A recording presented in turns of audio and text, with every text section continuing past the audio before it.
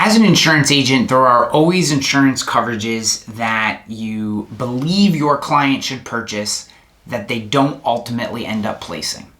One of those coverages that absolutely blows my mind that privately owned companies do not purchase is directors and officers insurance.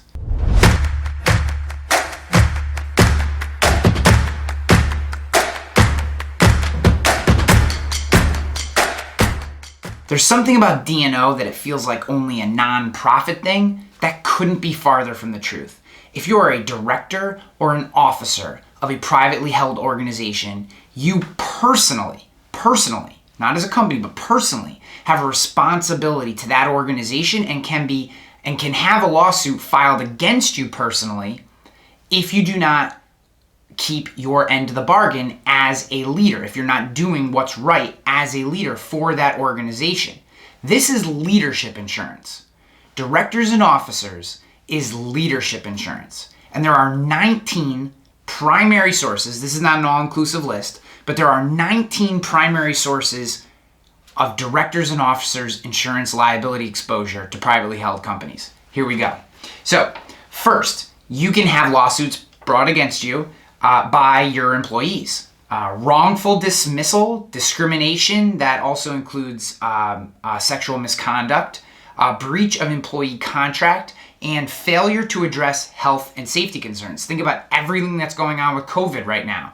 As a leader of an organization, you are personally responsible for the health and safety of your employees, and you can have a lawsuit brought against you personally for not taking care of those issues, and your employees can do that. So just consider that. Government and regulatory authorities can bring a lawsuit against you. There's corporate laws, so anything with ownership of the management.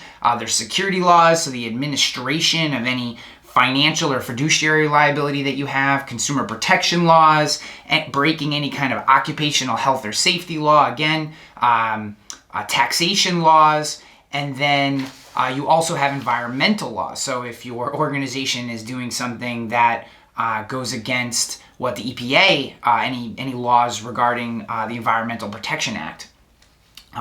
You can also have lawsuits brought against you by your competitors. So breaches in intellectual property, the misappropriation of trade secrets, collusion, anti-competitive behavior. This can happen if you have directors who are on multiple boards, or if you have some sort of insider knowledge exchange, or if something gets leaked by an organization and then used by another organization in an inappropriate or unlawful way. These are all situations where the leadership of the organization could be held personally responsible.